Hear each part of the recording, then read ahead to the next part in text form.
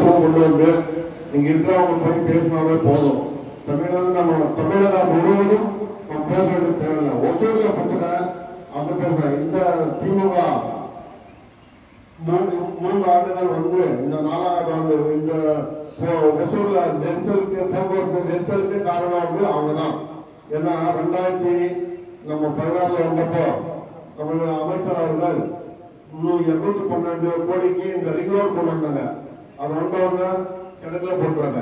இதற்கெல்லாம் காரணம் இப்போ வந்து இப்போ இந்த எம்எல்ஏ வந்து இப்போ 1500 கோடி பண்ணிட்டு வந்து அவருக்கு எந்த வழி எந்த சொந்த எந்த வார்டில் இருக்குன்னு தெரியாது. இப்போ வார்டு நம்ம மேயர் வராங்க, எம்எல்ஏ வந்து எந்த குறைகளை கேட்குறாங்க. ஏன்னா இப்போ என்னன்னா 4-5வது வருஷம் பெறப்போகுது. அதனால வந்து வந்துட்டாங்க தவிர இதுக்கு முன்னாடி அவங்க வந்தது எங்கேயும் கிடையாது. இன்றைக்கு 6 மாதங்களுக்கு முன்பாக நம்முடைய ஐயா எடப்பாடியார் அவர்கள் ஆணையிட்டு ஒவ்வொரு பூத்துக்கும் நேரடியாக வந்து 9 பேரை தேர்வு செய்து பூத் கமிட்டி அமைத்தது. அதன் தொடர்ச்சியாக மேலும் அதற்கு வலு சேர்க்கும் விதமாக இன்றைக்கு மேலும் 20 அந்த பூத் கமிட்டிகளை இணைத்து பிஎல்ஏ2 மற்றும் தகவல் தொழில்நுட்ப பிரிவு செயலாளர்கள் என்ற ஒரு புதிய பொறுப்பை உருவாக்கி அவர்களோடு சேர்த்து மொத்தம் 11 பேரை கொண்ட ஒரு பூத் பாரக்கலையை இன்றைக்கு நாம் அமைத்திருக்கின்றோம். ஏன் நாம் இப்போது இந்த மீட்டிங் நடத்துறோம்? நீங்க தயவு செஞ்சு உன்னிப்பா கவனிங்க. ஏன் இந்த கூட்டம்? ஒவ்வொரு பாரக்கிளைக்கும் ஒரு வாட்ஸ்அப் குரூப் உருவாக்கணும். இந்த உருவாக்கினாலும் தெரியல உருவாக்கிச்சா? ஏன் அந்த வாட்ஸ்அப் குரூப் உருவாக்கலாம்? யாருக்காவது தெரியுமா? எதுக்காக வாட்ஸ்அப் குரூப் உருவாக்க சொல்றோம்? யாருக்கும் தெரியுமா? தெரியாது. ஏதோ வாட்ஸ்அப் குரூப் உருவாக்க சொன்னாங்க, ரைட் பண்ணிட்டான். ஏன் என்று சொன்னால் இன்றைக்கு தமிழகத்தில் நடக்கின்ற இந்த விடியா திமுக அரசினுடைய வேதனைகளை மக்களிடத்தில் எடுத்துச் சொல்வதற்கு எந்த தொலைக்காட்சியும் எந்த பத்திரிகையும் முன்வரவில்லை.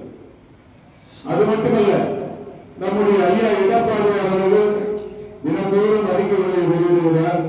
தினந்தோறும் மக்களுக்கு என்னென்ன செய்ய வேண்டும், எப்படி கழகத்தினர் பணியாற்ற வேண்டும் என்று அறிக்கைகளை வெளியிடுகிறார். அது மக்களுக்கு நம்முடைய கழகத்தினருக்கு சென்றடைவதில்லை. குறிப்பாக நாம் சொல்ல வேண்டும் என்று சொன்னால் தமிழகம் முழுவதும் இருக்கின்ற 234 தொகுதியிலே சூறாவளி சுற்றுப்பயணமாக 174 தொகுதிகளிலும் சூறாவளி சுற்றுப்பயணம் செய்து பல்வேறு தேர்தல் வாக்குறுதிகளை நம்ம ஐயா வெளியிட்டார். யாருக்காவது தெரியுமா? தெரியாது. அது சென்றடைய வேண்டும் என்பதற்காக தான் இந்த வாட்ஸ்அப் குரூப்பை நம்ம உருவாக்கணும். குறிப்பா நேற்றைக்கு நம்ம மாவட்டத்தில் நம்ம மாவட்ட செயலாளர் இப்ப எஸ்ஐஆர் நடக்குது. இந்த ஒசூர் சட்டமன்ற தொகுதியில கிட்டத்தட்ட 13,000 வாக்குகள் இரட்டை வாக்குகள், 2 இடத்துல ஓட்டு, ஒரே ஆளுக்கு 2 ஓட்டு. அதை கண்டுபிடிச்சு எடுத்து போய் மாவட்ட இந்த தொகுதியுடைய தேர்தல் அலுவலராக இருக்கின்ற துணை ஆட்சியரிடம் புகார் மனுவை கொடுத்து அந்த 13,000 வாக்குகளை நீக்குவதற்கு மனு கொடுத்திருக்காரு. யாருக்காவது தெரியுமா? இதெல்லாம் உங்களுக்கு தெரியணுன்றதுக்காக தான் அந்த வாட்ஸ்அப் குரூப்பை நம்ம உருவாக்கணும். நகரமன்ற தலைவராக இருக்கும்போது எந்த தெருவில் பிரச்சனைனா ஓடோடி போய் நின்றார். அதன் விளைவாக தான் நீங்கள் வாக்களித்து தொடர்ந்து இந்த ஒசூர் சட்டமன்ற தொகுதியிலே தேசிய கட்சி தான் வெற்றி பெற்று வந்தது. திராவிட கட்சியை கொண்டு வந்து இந்த தொகுதியிலே வெற்றி பெற வைத்தவர்கள் நீங்கள். அண்ணன் பாலகிருஷ்ண ரெட்டியை ஜெயிக்க வைத்தவர்கள் நீங்கள். ஆட்சி தமிழகத்திலே தமிழக மக்களை ஏமாற்றிக் கொண்டிருக்கின்ற பொழுது நம்முடைய பொறுப்பாளரும் இங்கே வந்திருக்கிறவங்க எல்லாம் பேசுறாங்க, நல்லா இது பண்ணாங்க. நான் ஒண்ணே சொல்ல கடமைப்பட்டிருக்கேன். எப்பவுமே திமுக 5 ஆண்டுகள் ஆண்ட பிறகு திரும்பி ஆட்சிக்கு வந்த வரலாறு கிடையாது. அது 100% உறுதி. திமுக வரதில்லை என்பதற்கு நீங்க 50 ஆண்டு காலம் வரலாறு எடுத்தீங்கன்னா அவங்க ஆட்சிக்கு வந்த வரலாறு கிடையாது. அவர் வரதில்லை. ஏன் என்றால் உங்களுக்கு நல்லா தெரியும், மக்களுக்கு நல்லா தெரியும், பத்திரிகையாளர்களுக்கு நல்லா தெரியும். ஆனா அண்ணன் சொன்னார், இப்போ பத்திரிகையாளர் நம்மளுடைய செய்தி, நம்மளுடைய இந்த ஊடகத்துல செய்தி ஏன் வரதில்லைன்னா அந்த திமுக ஆட்சி இன்னைக்கு அது அவர் கட்டுப்பாட்டில் இருக்குது. அதுக்காக தான் அண்ணன் எடப்பாடி என்ன சொல்லியிருக்கிறாருன்னா, பூத்தா இது வந்து நம்ம இந்த வாட்ஸ்அப் குரூப் ஏற்படுத்தி அந்த பூத்துல 25 பேர் அதுல சேர்த்து அந்த பூத்துல இருக்கிறவங்களுக்கு நம்மளுடைய கழகத்திலிருந்து வர்ற அந்த சமாச்சாரத்தில் அந்த பூத்துல போட்டா கண்டிப்பாக அந்த பூத்துல இருக்கிற மக்களுக்கு நல்லா தெரியுன்றதுக்காக தான் இந்த பூத் கமிட்டி ஏற்பாடு செய்து இந்த ஐடிவி சார்பாக இந்த வாட்ஸ்அப் குரூப் ஏற்படுத்திருக்குது. அதை நல்லா பயன்படுத்த வேண்டும்.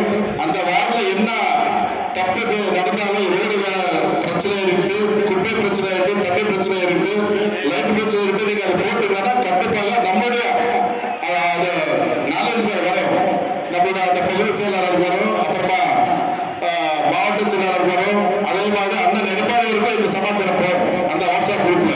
ஏன்னா நம்ம ஐபிஎல் குரூப்ல அந்த மாவட்ட நிர்வாகி இப்போ அந்த நிர்வாகிகள் நம்மளுக்கு பொறுப்பாளர்கள் எடுத்துக்கிற அவங்க நம்பர் இருக்கிறதுனால அங்கே போவோம். அதனால நீங்க தயவு செஞ்சு இந்த வாட்ஸ்அப் குரூப்ஸ் நல்லா பயன்படுத்தி இந்த இந்த திமுக திருநெல்வேலிகள் எல்லாம் அதுல என்னென்ன செய்யறாங்கன்றது நம்ம மக்களுக்கு தெளிவுபடுத்துறதுக்காக தான் இந்த பூத் கமிட்டி. அதே மாதிரி இந்த பிஎல்ஏ இன்னைக்கு வந்து பாத்தீங்கன்னா நம்மளுடைய ஓசூர்ல 3,80,000 ஓட்டு இருக்குது. இந்த ஓட்டுல வந்து பாத்தீங்கன்னா கண்டிப்பாக ஒரு 15% ஓட்டு வந்து இல்லாம இருக்குது. அந்த ஓட்டு நிறைய தேர்தல் ஓட்டு போட்டு ஜெயிக்கிறது திமுக. அதனால இன்னைக்கு அந்த சீரமைப்பு வேலை அந்த எஸ்ஐஆர் அவர் அந்த இதுல வச்சு இன்னைக்கு பொது வாக்காளர்கள் நீக்கி இன்னைக்கு டெத்து அந்த மாதிரி அதே மாதிரி வெளியூர் போயிருக்கவங்க ஓட்டு நீக்கிறாங்க. அதுக்கு அவருக்கு என்ன பயம் பாருங்க, அதை செய்யக்கூடாதாமா இருக்கிற இந்த ஸ்டேட்ல எல்லாம் யாருமே வந்து அதை எதிர்க்கல. இன்னைக்கு இருக்கிற முதலமைச்சர் எதிர்க்கிறாருன்னா காரணம் என்னன்னா அந்த துண்டு ஓட்டு போட்டு ஜெயிக்கிறதுக்கு அவர் நல்ல ஒரு பிரயத்தனம் எடுத்திருக்காங்க. ஏன் எப்படின்னா இன்னைக்கு டாஸ்மார்க்ல 40,000 கோடிக்கு மேல ஊழல் செய்திருக்கிறாங்க. எப்படின்னா ஒரு பாட்டிலுக்கு 10 ரூபாய், நீங்க எல்லாம் பார்த்திருப்பீங்க. இந்த பாட்டிலுக்கு 10 ரூபாய் சொல்லி ஒரு பாட்டு பாடுறதுக்கு 40 பேர் ஊழல் இருந்தாங்க. எங்க கரூர்ல அந்த பாட்டு பாண்டதுக்கு 40 பேர் ஊழல் இருக்கிறாங்கன்னா இந்த தமிழகம் எந்த அளவுக்கு ஒரு சட்ட ஊழல் இருக்குன்றது நீங்க யோசிக்கணும். இன்னைக்கு தமிழகம்ல இந்தியாவில் எந்த மாநிலத்தில் இல்லாத அளவுக்கு 7,000 கொலைகள் நடந்திருக்கு. ஒரே மாநிலம் 4 ஆண்டு காலத்திலே தமிழகம். அதே மாதிரி போதைப் பொருட்கள் அதிகமாக விற்கிற ஒரு மாநிலம் தமிழகம். அதே மாதிரி இந்தியாவிலே அதிகமான கடன் செய்த ஒரு மாநிலம் என்றால் தமிழகம். அதே மாதிரி இந்தியாவிலே எந்த மாநிலத்தில் இல்லாத அளவுக்கு டாஸ்மார்க் அந்த சேல்ஸ் அந்த உற்பத்தி அதிகப்படுத்தி சேல்ஸ் அதிகப்படுத்தி லாபம் அதிகப்படுத்துற ஒரு சரித்திரம் எங்கிறான்னா தமிழ்நாடு. அதே மாதிரி அதிகமான பொய்யான வாக்குறுதிகள் சொல்லி மக்களை ஏமாற்றி ஆட்சிக்கு வந்திருக்கிற ஒரே மாநிலம் எதிரானா தமிழ்நாடு. அதில் ஆட்சிக்கு வரும்போது எல்லாம் ஒருத்தர் கருணாநிதி ஸ்டாலின் மட்டும் இல்ல, கருணாநிதி அதுக்கு முன்னே வந்து 2 ஏக்கர் நிலம் கொடுக்குறாங்க. ஆட்சிக்கு வந்தாங்க 2 சென்ட் நிலம் கூட கொடுக்கல, திரும்ப வீட்டுக்கு அனுப்பிட்டாங்க. வீட்டுக்கு அனுப்பிட்டு 10 வருஷ காலம் அவங்க வீட்டுல உட்கார வச்சாச்சு. அந்த 10 வருட காலத்துல என்ன செய்யணும் தெரியாம ஒரு பீகார்ல ஒரு ஆளை கூப்பிட்டு வந்து பிரசாந்த் கிஷோர் கூப்பிட்டு வந்து எல்லாம் நல்ல ஆலோசனை பண்ணி இந்த தமிழக மக்களை எப்படி ஏமாத்துறதுன்னு சொல்லிட்டு ஒரு பிளான் பண்ணாங்க.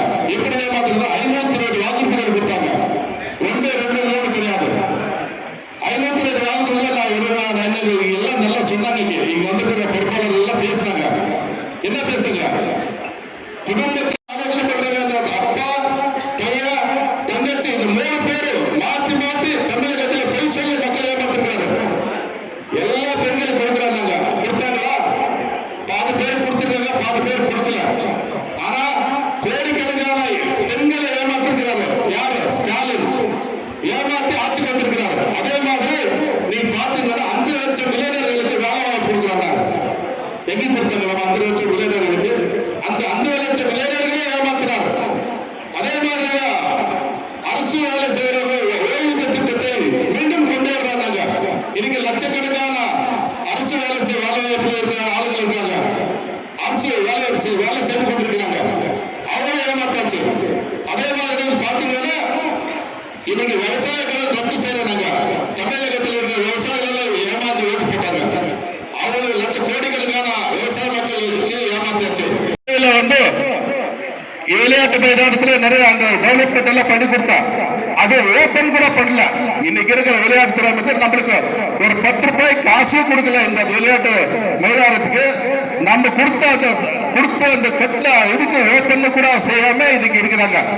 இன்னைக்கு அவங்க என்ன கார் ரேஸ் அது துபாய்க்கு போயிரு வருது. இந்த தமிழகத்தில் இருக்கிற ஏமாத்தி அவருடைய அமைச்சர்கள் இருக்கிற பல்வேறு தியாகராஜன் சொன்னாங்க, பைனான்ஸ் மினிஸ்டர் 30,000 கோடி மேல ஏமாத்தி அவங்க அண்ணா டேரேஜ் மாறனு அவருடைய மருமகனான சமரேசன் இப்படி பேசிக் கொண்டிருக்கிறாங்க. இப்படி ஏமாத்திர படம் எங்கேயும் நாம வைக்கிறதுன்னு சொல்லிட்டு அந்த வீடு அவரு வெளியப்படுத்திட்டார். இன்னைக்கு ஒரு நல்ல அறிவியலான தலைமையில் அவர் வந்து இன்னைக்கு பைனான்ஸ் மினிஸ்டர் இன்னைக்கு எங்க கொண்டு போய் போட்டிருக்காங்க. இப்படி அவங்க குடும்பம் மட்டும்தான் வாழுது. அந்த குடும்பத்துக்காக இருக்கிற அந்த ஆட்சி முற்றுப்புள்ளி வைக்கணும். அதுக்கு நீங்க எல்லாம் தயாராக இருக்கணும்.